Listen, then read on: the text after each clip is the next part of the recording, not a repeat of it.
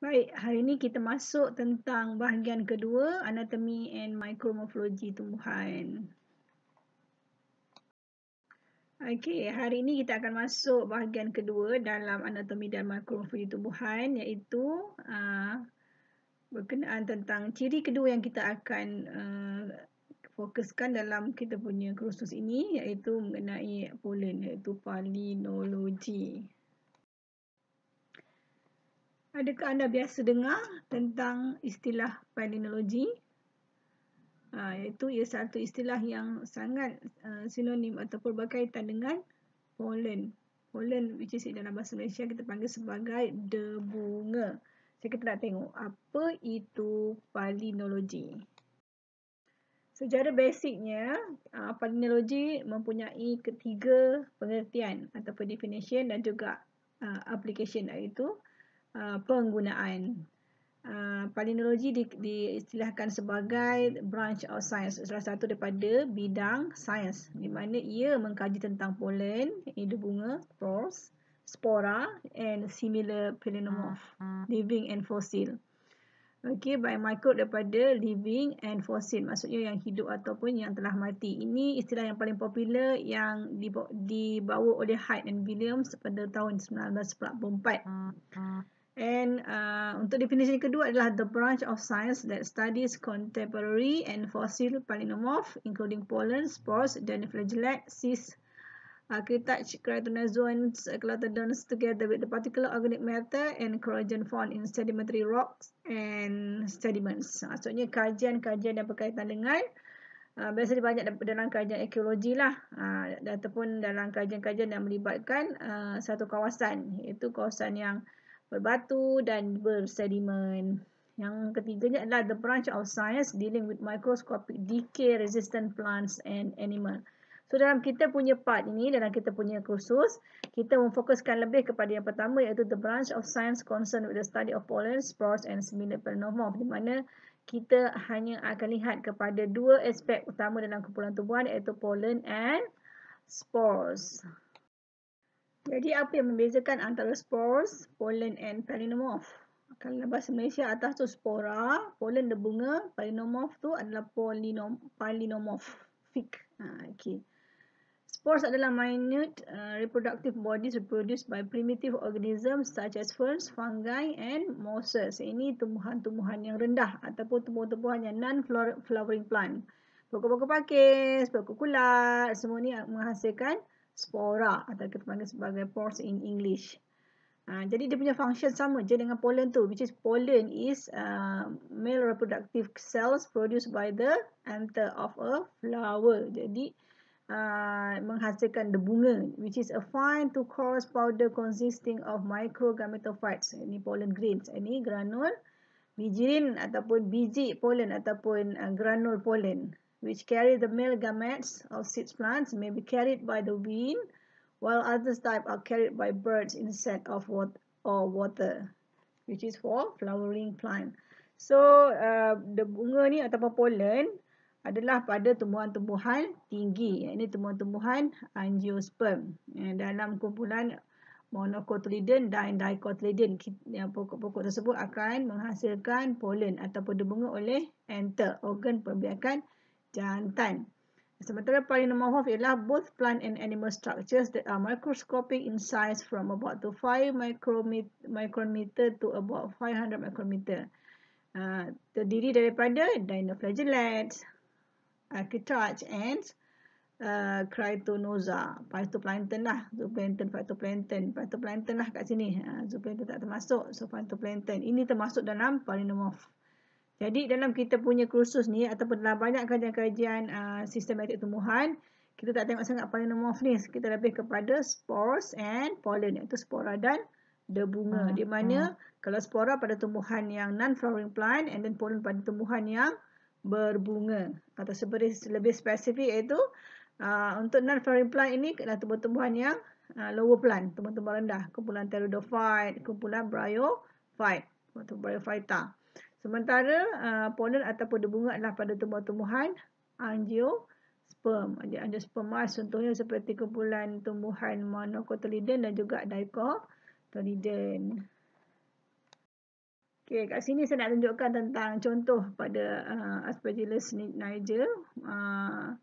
Kehadiran spora. So kita nampaklah spora tu dalam bentuk seperti itu. Jadi dia boleh dekat hujung-hujung tu megaspores tu ada menghasilkan spores. So spores itu berada di hujung dia akan dibebaskan untuk melakukan untuk menghasilkan generasi baru. So bila dia jatuh pada daun, kita akan nampak sebelah kanan ni lah. Ini sebelah kanan ini menunjukkan bahawa dia dah jatuh pada permukaan struktur atau organ daripada kumpulan tumbuhan bryophytes.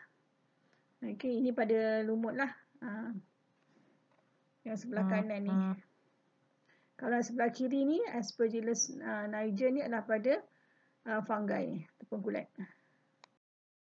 Okey, kalau kita tengok kat sini example of spores, contoh-contoh spora yang dihasilkan oleh lumut. Okey, Sphagnum luteum tu adalah lumut. Polypodium vulgare tu adalah pokok pakis. Bawah ni fungus. Dan atas tu Asplenium onopteris tu adalah kumpulan pokok pakis. So kita akan nampaklah spora. Spora yang biasanya berada pada bahagian abaksial daun. So ini semua adalah pada bahagian abaksial daun pokok pakis ni sebelah atas tu. Kita nampak kan? So kita tahu spora ni dia boleh dalam keadaan yang berkantung. Okey. Ataupun dia boleh juga dalam keadaan yang tidak berkantung. Kita panggil sebagai naked. Yang ni kita tengok adalah naked, maksudnya tak ada bekas pun. Dia berada dalam keadaan yang terdedah, so kita panggil sebagai naked sporangium ataupun spore. Jadi spora ni berada pada sporangium. Okey.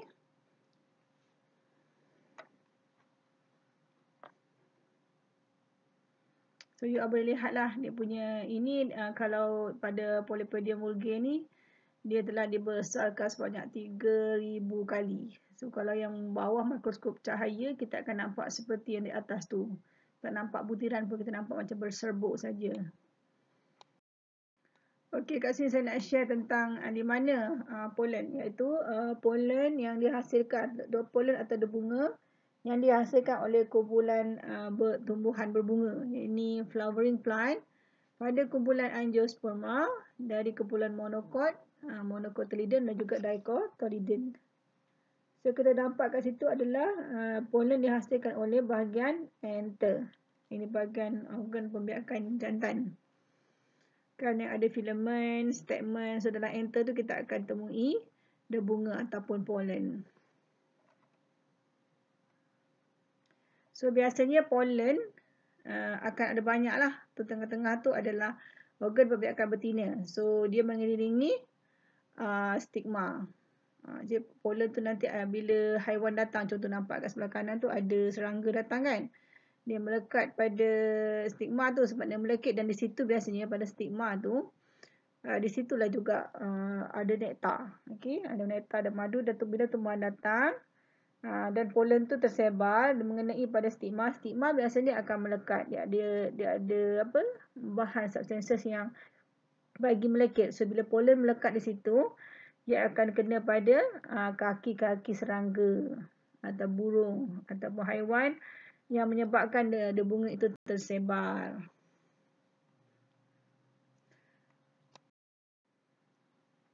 Okey, di sini saya nak beri contoh beberapa variasi ataupun kepelbagaian pada bunga bagi kumpulan tumbuhan ataupun jenis tumbuhan. Di sini adalah pada jenis Acacia. Kita tengok pollen dia. Sangat unik struktur dia, di mana ciri ni hanya ditemui pada bunga ataupun pollen pada jenis Acacia. Ini pula adalah bunga pada kumpulan almond. Okey, dia punya bentuk pollen pun dah macam buah almond kan, biji almond. Almond tu sebenarnya dia biji. Dia adalah biji benih pada tumbuhan tu. Yang kita makan sedap tu adalah biji benih pokok almond. Ini pula adalah pollen pada walnut. Dia nampak perbezaan kan dengan almond tadi.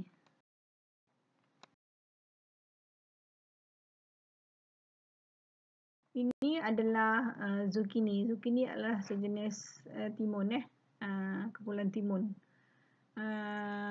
Kalau kita tengok dia punya ciri bunga dia sangat unik. Berbentuk segitiga delta. Dan ini pula adalah contoh bunga pada kumpulan eucalyptus. Eucalyptus ni banyak pada di Australia, kumpulan tumbuhan yang kita nampak dia punya batang tu kopik-kopik tu. Kalau di Australia lah paling banyak. Nampak tak ciri unik pada pollen ni, dia ada akinate, iaitu dia tajam-tajam seperti jarum tu. Ini lagi kita tengok contoh-contoh pollen. Kalau kita masukkan dalam satu bekas, contoh macam dekat atas gambar kat tengah tu kan, kita akan nampak berbagai bentuk, saiz dan warna. Contoh dekat sini lah saya tengok kepada family Asteraceae. Dengan ada akinate tajam dia, and then ada family grass, mostly kita jumpa adalah bentuk circular ataupun bentuk round atau bulat. Ini adalah juga menunjukkan bunga pada Pinaceae, which is very unique. Tak jumpa pada family plant lain, mulberry dan juga juniper. Okay, dan kadang-kadang bila kita lihat antara family ni sangat berbeza jenis-jenis pollen, menyebabkan pollen ini boleh digunakan untuk perbezaan pada peringkat spesies, jenis dan juga sometimes at family level. But normally kalau kat family level ni agak sukar lah. Tetapi ada family tumbuhan yang boleh dibezakan berdasarkan ciri micromorphology pollen. Okay, ni kalau you all tak biasa tengok kumpulan Phalaenomorph. So Phalaenomorph ni ada phytoplankton. Saya tengok phytoplankton. So normally biasa Phalaenomorph ni mereka tak nampak langsung. Sebab tu kita katakan sebagai micro, sangat kecil, dan memerlukan pembesaran yang tinggi untuk dilihat. Tetapi kalau mereka yang melibatkan kajian akuatik atau kajian berkenaan persekitaran atau ekologi atau habitat air, diorang akan bisa tengok ni, bentuk-bentuk seperti diatom, bentuk sidrus, bentuk dinoflagellat, flagellat. Okay. Kita akan nampak bentuk-bentuk seperti ini. Kadang-kadang dia ada flagellat tu, maksudnya dia berekor. Nampak tak ada ekor dekat dinoflagellat tu? Sebab tu dia dapat nama flagellat tu. Dia ada dinoflagellat, ada flagellat saja. So kalau sebelah kiri atas dan jernih tu dia ada diatom juga, sama dengan kat bawah. Cuma dia berbeza dari segi struktur ataupun bentuk. Okay, seterusnya kita akan lihat bagaimana ciri pollen and spores is being used in plants, especially in plant systematic study. Baik, basically pollen ni, morfologi pollen atau morfologi bunga, ia terbagi pada beberapa bahagian yang utama, iaitu 4 bahagian yang penting. Yang pertama ni kita panggil sebagai the outer wall. Outer walls ini diliputi oleh highly resistant layer yang dipanggil sebagai axin. Okey, bahagian sebagai terluar sekali. Kita nampak terluar tu adalah outer wall. Yang dibuat daripada carotenoid polymer yang dipanggil sebagai sporopollenin. Okey, ini adalah bahagian yang paling resistant to biological materials ataupun biological attacks, fungal attacks, virus attack, and decay. So biasanya bunga atau pollen ini boleh tersimpan sangat lama. Kita nampak dia macam dah tak function, but then bila once keadaan persesuaian, dia boleh bercambah dan boleh membentuk individu baru nanti setelah setelah berlakunya persenyawaan ataupun pendebungaan. Fungsinya adalah untuk to protect the spores daripada kekeringan, daripada angin, daripada kesan UV, daripada serangan penyakit dan pelbagai halangan ataupun bahaya yang boleh menimpa kepada spores ini ataupun pollen ini. Okay. And then axin normally pattern with a detail which make it possible to identify. So biasanya kalau pada bahagian pollen ni, kita akan lihat dua benda struktur yang utama, iaitu dia punya axin ornamentation, ini hiasan axin dekat luar tu, which is very detailed. Sometimes kita boleh possible to identify up to species level. Okay, sangat unik, sangat berbeza dan sangat detail. Okay, and then yang keduanya kita akan tengok bentuk dan bentuk saiz. Antara ciri yang utamalah pada pollen yang kita gunakan ataupun spores yang kita gunakan untuk kajian sistematik tumbuhan. Dan kita kena faham axin ornamentation atau perhiasan axin yang sangat detail, structure dia tu very detail, very unique, very thoroughly. Dia punya hiasan kat luar tu dia sangat closely related to the eat function dispersal, iaitu untuk membolehkan bunga itu tersebar luas, melekat ke banyak tempat ataupun hanyut ke banyak tempat, but still can survive untuk penyebaran dia punya spesies tu, community tu, disebab dia kena cuba menguasai kawasan tu. Jadi dengan bantuan ciri pollen ni yang boleh ada defending mechanism untuk mengelakkan ia daripada rosak. Okay, dia oleh angin, oleh haiwan, oleh manusia, oleh binatang dan sebagainya. So they adapt to life on land and fertilize the female eggs to produce new seed. Okay, maksudnya nanti dia boleh meneruskan kehidupan bila berlakunya pendebungaan. So kalau kita lihat yang saya tunjukkan ada warna kuning, ada warna light peach biru kat bawah tu, dia sebenarnya menerangkan 3 lapisan axin, iaitu dinding luar daripada bunga atau pollen. Paling luar sekali yang ada nampak tajam tu sampai ke ruang yang bertiang dan dengan biru yang layer pertama kita panggil sebagai ekstasin. Ekstasin maksudnya bahagian yang terluar daripada bunga atau pollen. Indeksin adalah bahagian yang tengah-tengah dan seterusnya adalah intin. Intin adalah bahagian yang terdalam sekali yang paling dekat dengan organ perbiakan jantan, perbiakan dalam pollen tersebut. The axin layer is the outer layer composed of sporopollenin yang kita dah cerita tadi with polysaccharides. Sporopollenin is very chemically stable and resistant to almost all kinds of environmental damage. It is sometimes equipped with aperture. So kadang-kadang kita akan jumpa aperture. So kita kat pollen nanti kita tengok adalah sebenarnya adalah ekstasin, bahagian luar sekali yang terdiri daripada sculptured elements, ada tectum, ada columella, dan ada food layer. So ekstasin sendiri terdiri daripada 4 bahagian dan 4 bahagian ini basically-nya kadang-kadang dikenali juga sebagai seksin. Okay. Kita nampak kan kalau sebelah kiri tu ekstasin, endexins and intin. Sebelah kanan pula adalah seksin, nexin, intin. Ini adalah 2 cara yang digunakan oleh kebanyakan pakar-pakar palynologis untuk mengenal pasti ataupun untuk menghuraikan ciri-ciri pollen tersebut. Saya akan guna yang ekstasin, indexin and intin. Okay. But dalam buku you akan jumpa both. Sebab ada yang belah kiri ekstasin, ekstasin, intin, ataupun sometimes you akan jumpa seksin, nexin dan intin. Dia punya layer tu sama, tapi sometimes dia punya pembahagian tu macam contoh kan. Kalau kat sebelah indexin tu dia color biru yang tengah-tengah tu, tapi dekat sebelah kanan nexin dia meliputi 2 bahagian. So it depends lah, tapi as long as kita tahu bahagian kita tengok kat luar ni adalah axin. Seterusnya kita akan lihat the application of palynology which is more specific tu kita punya course ni. Kita akan tengok secara detail kegunaan bidang palynology. Okay. The first one is in a plant taxonomy, especially for classification of the plants. Macam kat situ dia tunjukkan kita boleh bezakan antara family ini berdasarkan ciri pollen. And identification of the plants. Sometimes we can identify kumpulan tumbuhan menggunakan ciri pollen. Wide range of variation in the pollen morphology. Sebab bila dia ada kepelbagaian yang sangat banyak, so senang untuk kita identify ataupun kita nak differentiate between species, between family, between genus. But from my experience in pollen study, I found that pollen characteristic ni is more suitable to differentiate between genus and sometimes family, but it's really hard to differentiate between species sebab normally between species tu is really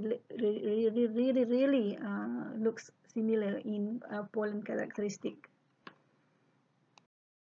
Okey, jom kita tengok example of pollen in plants families. So saya nak tunjuk contoh ni. Ini dalam Acanthaceae. Dalam Acanthaceae kita lihat dia punya ni adalah jenis-jenis berbeza dalam Acanthaceae. So kita lihat dalam Acanthaceae ni 4 jenis ni boleh dibezakan berdasarkan ciri pollen.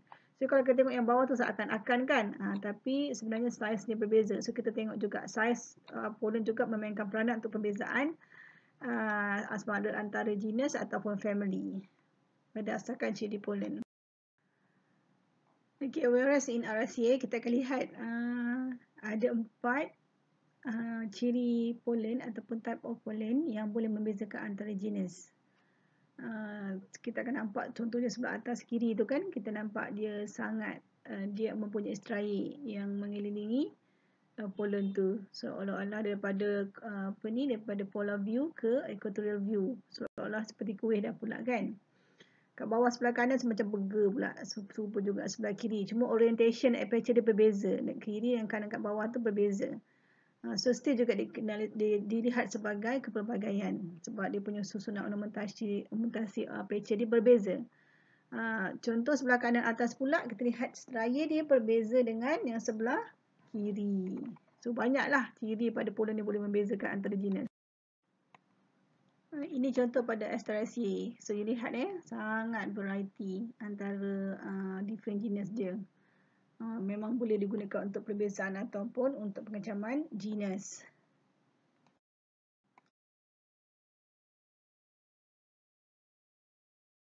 Seterusnya begitulah kita lihat contoh di sini pula menunjukkan bagi Solanaceae, Brassicaceae, Begoniaceae, Fabaceae, Ericaceae, Purpuraceae, Lamiaceae, Rubiaceae, Saxifragaceae. Ini contoh-contoh kita lihat macam mana ciri morfologi atau mikromorfologi pollen itu sangat memainkan peranan untuk pembezaan dalam family-family. Dan juga dia membantu untuk pengelompokan spesies-spesies dalam family yang sama. Tapi biasanya kalau ciri pollen ni kita kena gabung juga dengan ciri lain untuk mengukuhkannya, sebab ciri pollen ni ada kalanya agak sukar untuk dilihat disebabkan oleh kalau kita berada di kawasan tropika ni, pollen kit sangat banyak. So kebanyakan exin ornamentation tu terlindung oleh pollen kit ataupun kotoran di luar. Dia sebenarnya bukan kotoran tau sebenarnya. Dia adalah salah satu mekanisme yang digunakan oleh tumbuhan untuk perlindungan kepada pollen dia. Sebab berbanding dengan kawasan temperate, kita punya predator ataupun patogen penyakit tu lagi banyak berbanding dengan di negara-negara temperate. Okay, seterusnya adalah application of palynology dalam micropaleontology. So adalah kajian-kajian paleontologi. Contohnya kita nak mengkaji tentang zaman Triassic, Jurassic tu kan. Kita gunakan ciri pollen. So ciri-ciri pollen ini berada dalam keadaan fosil lah, dalam batu, kadang dalam pokok, kadang dalam tanah. Okey, dan termasuklah juga kajian palynologi dalam micropaleontology digunakan oleh syarikat-syarikat besar minyak untuk mencari kawasan yang bersesuaian untuk cari gali minyak. So adalah kajian yang terdahulu melibatkan bahawa certain tumbuhan ini menunjukkan bahawa kawasan tersebut mempunyai potensial untuk ada cari gali minyak. Okey, bagi kajian forensic science, dalam kajian jenayah, ini banyak digunakan. Kalau biasanya kalau kita dekat kita punya negara Malaysia pun ada lab. Okey, lab forensic science yang menggunakan ciri pollen. Biasanya kita gunakan ciri pollen tu bila kita nak kaitkan suspek dengan scene of the crime, tempat kejadian jenayah. Okay, and then kita nak kaitkan suspek, orang yang bersalah. Dan then kita tengok tracing material. Maksudnya benda-benda yang berada pada within ataupun within ni mangsa kepada jenayah tersebut. So mayat tu semua anything to do yang ada dekat mayat tu akan di-collect, termasuklah cebisan, bunga, apa semua yang ada pada mayat tu akan diambil untuk dianalisis untuk mengesan di mana dibunuh ataupun untuk mengesan siapa yang pembunuh. Okey. Contoh, katalah kat rumah orang ni dia tanam pokok ni, dan daripada mayat tu dia jumpa pula ada bunga. So dia mungkin dikaitkan dengan pembunuhan tersebut. So ada juga kajian pollen allergic studies ni memang kebanyakan ni banyak kepada negara barat lah. Kat Malaysia ada juga di mana orang yang allergic kepada pollen. Especially orang-orang yang mengidap asmatik ataupun yang ada eczema. Okay. So kajian ini memang melibatkan kajian-kajian pollen. Maksudnya kajian-kajian tumbuhan yang akan mengakibatkan rengsa pada pesakit. Okay, dan banyak-banyaklah kajian-kajian lain seperti archaeological palynology, environmental palynology, mesopalynology dan paleopalynology. So, boleh tengoklah mana-mana application yang sangat memerlukan kepada kajian palynology, iaitu kajian tentang ciri pollen dan spores. Okay, next kita masuk tentang bagaimana kita nak menghuraikan atau description of the pollen morphology. Jadi untuk pollen ni, bahagian yang ciri yang kita tengok adalah ciri shapes. Ini bentuk dia daripada pandangan equatorial, pandangan tepi, and polar view, itu daripada atas. Kemudian kita lihat kehadiran apertures. Apertures ada liang, nanti kita akan tengok. Yang ketiga adalah axine ornamentation yang saya tunjukkan tadi, and then granular axine. Sebab selain daripada axine juga, sometimes kita akan jumpa granular axine pada bahagian permukaan axine tersebut. So, bagi memahami ataupun mahir untuk ciri morfologi pollen ni, kita kena tahu equatorial view. Sebab kita nak tentukan shape, kita kena tahu dia punya equatorial view. Shape itu atau bentuk dilihat daripada pandangan equatorial dan juga pada pandangan polar daripada atas. Okay, the view of a pollen grain or spore where the equatorial plane is directed towards the observer. Kita yang melihat daripada bahagian equatorial tersebut. Seperti gambar tu lah, kita nampak. So sebelah kiri tu adalah gambar yang pollen ada aperture 3, tapi bagi yang sebelah kanan yang tak ada aperture, itu contohlah di situ. Ini adalah contoh equatorial view. Nampak tak? Dia nampak daripada pandangan tepi, sisi. Okay. Baik, ini adalah view of pollen grain or spore in which the polar axis. Ini dipanggil sebagai polar view, pandangan daripada atas, daripada kutub dia, daripada bahagian atas pollen tersebut. Is directed towards the observer. Kita tengok daripada bahagian atas, ada bunga atau pollen ataupun spora. So kita lihat bahagian sisi dan juga bahagian atas. Jadi kita boleh lihat dah dekat sebelah kanan tu adalah polar view of the pollen grains. Kita nampak daripada atas. Bila dalam kajian kita letak bawah scanning electron microscope tu, kita akan nampak pollen-pollen tersebut berada dalam keadaan orientation dia kan berbagai. Kita tak boleh nak control kan benda yang sangat minute ni. So kita akan nampak sama ada dia berada dalam equatorial view ataupun polar view. So kita memang by luck lah bila kita buat tu, dalam banyak-banyak pollen tu kita akan dapat jugalah. Among the equatorial tu lebih mudah compare to polar view. Di bahagian atas nak diri tegak tu agak payah sikit.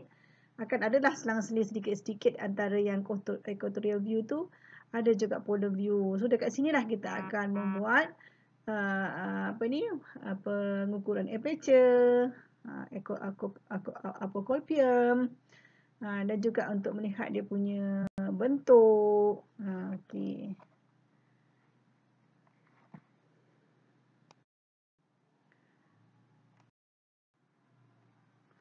Baik, ini adalah istilah yang wajib kena tahu bila kita buat kajian pollen ataupun spora, iaitu istilah aperture. Aperture ni merupakan a specialized region on the sporoderm. Sporoderm adalah kulit luar, bahagian luar, terluar sekali pada pollen. That is thinner than the remainder of the sporoderm and generally differs in ornamentation and or in structure. Maksud dekat situ, dalam lapisan sporoderm tu, okay, kita ada axine kan, axine, annexin, actin tu, lepas tu ada sporoderm. So dalam lapisan sporoderm tu ada bahagian yang nipis, yang sangat nipis, very nipis, yang dia boleh dianggap sebagai liang. So liang-liang inilah yang dipanggil sebagai aperture. Yang ini sangat berguna untuk proses hemamogati yang berlaku pada pollen-pollen ataupun spora tumbuhan. Nanti kita akan tengok istilah hemamogati itu. Baik, aperture yang biasa kita akan jumpa adalah common elongated aperture ataupun elongate aperture yang juga dikenali juga dengan istilah lain sebagai corpus, sulcus or tunator. So sama, okey.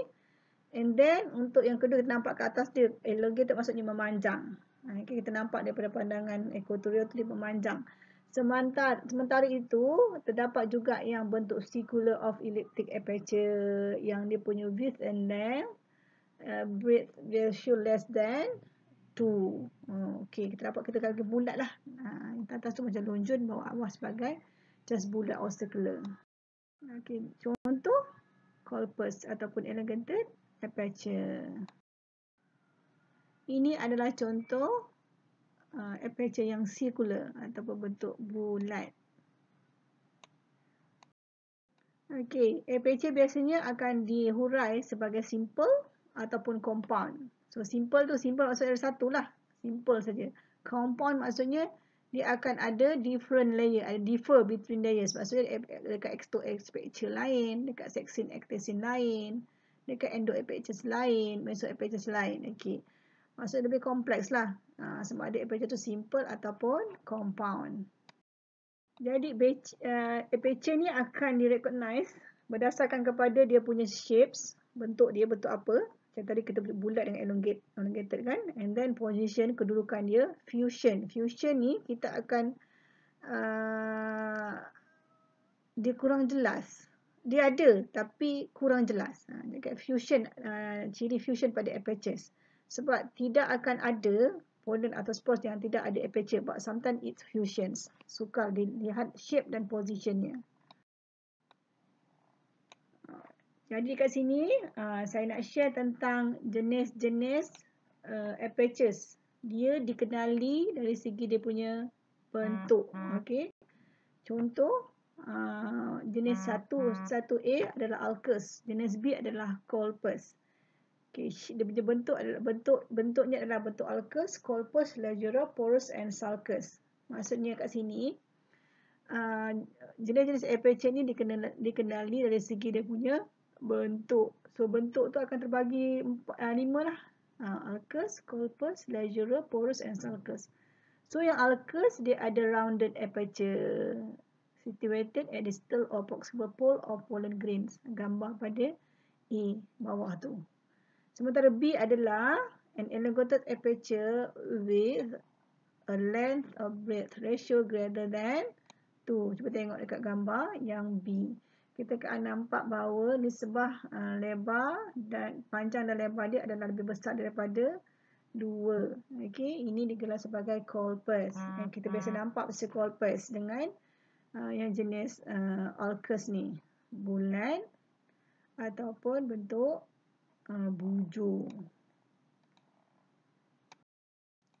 Ini adalah aperture bentuk leggera, the arm of a proximal fissura or scar of a spore. So tengok kat tu. Kita akan tengok dia punya bentuk aperture tu, bentuk scar ataupun fissura. Macam tangan, nampak tak yang dia tunjuk tu? Pada anak panah tu. Itu digelar sebagai leggera. Sulcus pula adalah an elongated latitudinal aperture situated at the distal or proximal pole of a pollen grain. Dia berada betul-betul pada proximal pole of a pollen grain. Kita nampak daripada tepi. Okay, equatorial view pada gambar DE ni. Macam tu nampak dia. Dia betul-betul kat atas tu. Sementara pada pandangan atas kita akan nampak dia bentuk macam mata katak ni. Itu adalah sebagai sulcus. Ini pula adalah bentuk porous. A general term applied in palynology to a circular or elliptic aperture. So kadang-kadang antara yang kita tengok tadi, yang bentuk ulcus mula-mula tadi yang bentuk bulat dengan porous ni seakan-akan kan. So bila ada pertindihan macam tu biasanya kita akan just pakai porous. It's much easier dan lebih banyak diguna pakai berbanding dengan porous ni. Tapi still boleh digunakan. Ini pula adalah pengenalpastian atau pengencaman aperture berdasarkan kedudukan dia, the position dia. So kedudukan dia ada ana, keta, zona and zono. So kalau ana, kita tengok yang A tu, a prefix indicating the position of aperture on the distal face. Nampak tak dia dekat distal area tu. Banyak pada dijumpai pada niambil dan juga pada sparganium. Okey. Nampak tak yang A tu? Dia dekat distal positions. Dia bahagian distal positions. Sementara B kata prefix indicating the location apertures on the proximal face. Dia pada dekat bahagian tu, tengah-tengah tu sebenarnya. Itu adalah kata. Sementara untuk zona adalah prefix indicating ring light. Dia macam kegelang. Describe a pollen grains with ring light apertures. Jumpa kat nyimpi Woolliaceae ini nyimpi lah pokok teriput. Okay. Kita akan nampak dia bentuk gegelang. Sama ada pada pandangan equatorial E tu, sebelah pun equatorial E. Equatorial daripada tepi kita akan nampak gegelang seperti itu. Ataupun pada P tu polar view daripada atas. Kita akan nampak dia punya bentuk aperture dia seperti yang terlihat oleh gambar lah. So E stand for equatorial view dan P stand for equatorial view. And this is most common aperture yang dijumpai pada kebanyakan tumbuhan di kawasan temperate, iaitu zono. Describing a pollen grains with aperture situated only at the equator. Common classes with zonal aperture pollen include zonocolpate, zonocolporate and zonoporate. Kalau lihat gambar E adalah equatorial view, P adalah polar view. E yang atas yang mula-mula tu kita dapat daripada pandangan equatorial kita nampak 3 garis pada pandangan tepi kan. And then bila kita lihat pada kutub atau bahagian polar view sebelah atas kita akan nampak struktur seperti yang tersebut. And then itu bila yang panjang, memanjang macam tu kita panggil sebagai colpat ataupun corpus. Kita panggil sebagai corpus tadi kan, ingat tak? Sebelum ni kita sebut corpus. And then zono tu maksudnya dia tersusun secara teratur pada bahagian equatorial. Jadi kat situ dipanggil zonocolpate. Sebab dia punya corpus dia ni tersusun. Jadi aperture dia bagi corpus tersusun pada bahagian equatorial. And then hanya ada corpus je. Pada yang kedua kita nampak corpus ada, porate pun ada. Porate tu maksudnya yang bulat tu. Yang bulat dipanggil sebagai porous. Kan tadi kan ingat? Sebagai porous. Dan yang pemanjang sebagai corpus. So bila dia tersusun secara equatorial seperti itu kita panggil zono, tersusun secara equatorial. Kolpo tu maksud ada corpus lah yang panjang-panjang, and then ada yang bulat tu porate. So jadi zonocolporate. Sementara yang sebelah kanan sekali kita cuma ada porous, maksudnya extend pula aperture yang berbentuk round ataupun circular ataupun bulat dalam bentuk susunan secara equatorial, zono, jadi zonoporate. Itulah maksudnya nama dia tu berdasarkan kepada kedudukan apertures itu dan kehadiran sama ada porate atau kehadiran jenis apertures tu. Di sini jenis apertures yang ada adalah corpus dan porous. Baik, ini adalah ciri fusion. Ciri fusion yang saya mention tadi kita tak nampak pun sebab dia ada corpus ataupun dia adalah porous. Jadi bila tak tahu dia porous atau corpus, dia dipanggil jenis fusions. Tak nampak, tak jelas. Jadi jenis yang pertama dari kumpulan fusion ni adalah jenis syncolporate. Okay. Maksudnya dia sama ada jenis colpate yang corpus yang tidak jelas ataupun porate yang tidak jelas. Kita panggil sebagai syncolporate. Porous dengan corpus tu tidak jelas. Nampak kan pada gambar tak jelas? Sebab biasa kita nampak liang kan, ada bukaan, dia tak nampak pembukaan dia, garisan sahaja. Dan seterusnya yang kedua kita ada synreguidate. Synreguidate ni kita akan nampak describing a pollen grain with 6 colpi. Colpi tu corpus lah. Nampak tak ada 6. Dari pandangan equatorial polar P nampak tak ada 6 garisan. Of which 3 are long and meeting at one pole. Okay. Ada 3 yang panjang bercantum dan 2 yang pendek. And 3 are short and not meeting of each pole. Sama ada yang P 6 tidak bertemu ataupun sin dia tu tak bertemu ataupun dia bertemu 3 je bertemu. garis tu, tapi yang 3 lagi tak. Jadi daripada pandangan sisi dekat equatorial kita akan nampak. Yang jelas gambar garisan tu adalah yang nampak jelas, dan ada garisan yang tidak jelas, titik-titik saja. So bila kita lihat secara live the real specimen, kita akan dapat garisan yang tidak berapa jelas. So soalnya sekarang, apa fungsi aperture tu? Jadi fungsi aperture tu is sites of germination. Untuk berlaku pendebungaan, persenyawaan perlu ada sites of germination. Jadi di aperture ni lah perkara itu berlaku. And then ia provide routes of transfer of water and other substances. Maksud mineral, vitamin semua masuk melalui aperture. That's why saya kata tidak ada pollen yang tidak mempunyai apertures. Kalau tak nampak tu dia tergelar sebagai sin lah, sin corporate ataupun sil corporate ataupun sin granate tadi. And play a part in Hamarmogati. Mereka tengok apa tu Hamarmogati. Jadi Hamarmogati ni adalah salah satu proses yang satu proses atau satu mekanisme pada pollen yang berlaku secara semula jadi. Kalau kita orang Islam, kita harus sunatullah lah. Untuk mengelakkan pollen itu rosak atau musnah disebabkan oleh keadaan yang terlalu kering atau terlalu basah. So bila Hamarmogati ni berlaku, the process by when pollen grains and spores change in shapes to accommodate variation in the volume of cytoplasm caused by changing hydration. Hydration biasa mengingatkan air lah. Sebab ada dalam keadaan yang kering atau banyak air, pollen tu akan berubah untuk memberi ketahanan kepada pollen tu supaya boleh survive. Jadi untuk proses tu berlaku dipanggil sebagai proses Hamarmogati. Okey, dia tidak akan membuatkan pollen tu pecah ataupun rosak. Dia akan macam elastik pollen tu nanti. Okey. Itulah proses Hamarmogati. So kalau you all nak kena istilahkan apa maksud Hamarmogati, you all kena ceritalah kondisi yang berlaku dan apa yang berlaku pada pollen tersebut.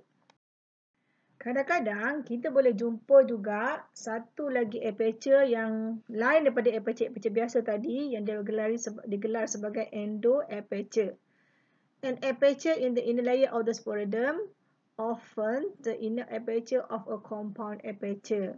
Maksudnya kita akan jumpa satu lagi jenis aperture berada pada sporidom, pada bahagian lapisan dinding pollen tu yang yang ada function tersendirilah, yang berada pada inner layer, pada bahagian lebih dalam lagi. So ini juga berfungsi untuk proses Hamarmogati pada setengah-setengah tumbuhan, especially tumbuhan yang mempunyai aperture yang compound ataupun yang kompleks. Seterusnya adalah pada granular axene. So granular axene adalah type of axene stratification in which the infratectal layer is composed of more or less rounded granules rather than a cumulative of other structure. So pada bahagian axene tu kita akan jumpa granule. Itu dipanggil sebagai granular axenes. Ia juga boleh dilihat sometimes pada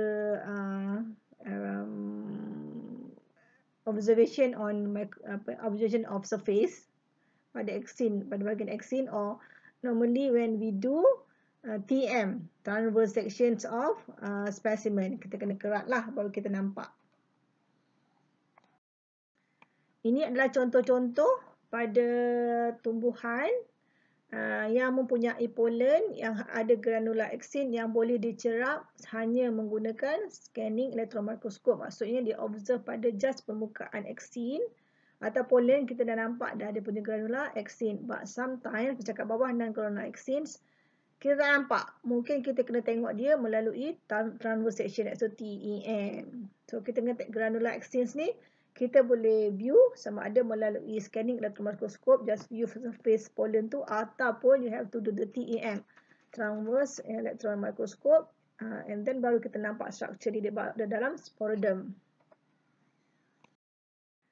Jadi istilah-istilah lain yang you kena familiar tentang polymorphology adalah apocolpium, ataupun digelar juga sebagai apocolpial field ataupun polar area. A region at the pole, atau pole tu kutub ke atas yang berwarna merah tu, of zonocolpate pollen grain delimited by lines connecting to apices of the colpy. Okay, synonym of polar area. So, nampak tak pada bahagian atas tu, betul-betul pada bahagian atas tu, di mana dia connect antara corpus. Okay, itulah dikenal sebagai polar area ataupun apocolpium. So, apocolpium ni biasanya kita akan measure juga dalam kajian sistematik tumbuhan.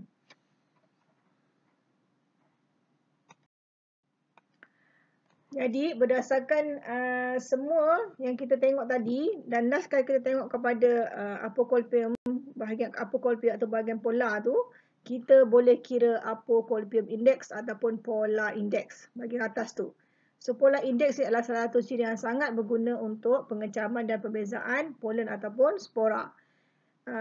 Apocolpium index ini ialah the ratio of the distance between the apices of two ectocolpi, D, nampak tak antara corpus tu, dia punya jarak tu, of a zonocolpate pollens grain to the equatorial diameter, dibandingkan dengan diameter bagi setiap pollen tersebut.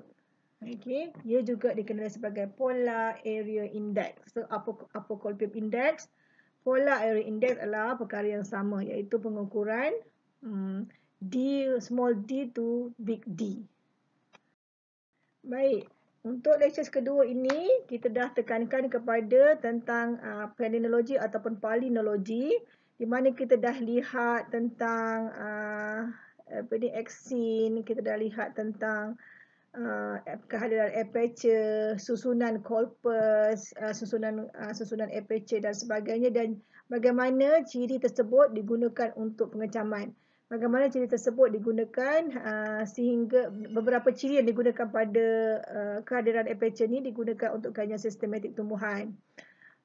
So kita lihat kat situ, benda ni semua dilakukan di bawah elektron mikroskop, maksudnya benda yang sangat seni.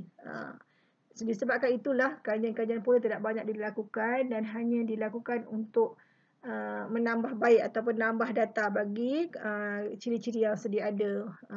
Walau bagaimanapun, ciri ini tetap sangat berguna apabila kita nak mendapatkan satu sistem pengelasan yang sempurna, terbaik dan meliputi semua aspek, sama ada dari segi morfologi, dari segi anatomi dan molekular, dan juga dari segi pollen. So hopefully you all belajar something di sini, dan untuk next kuliah kita akan bincang next topik lah. Okay, all the best. Thank you.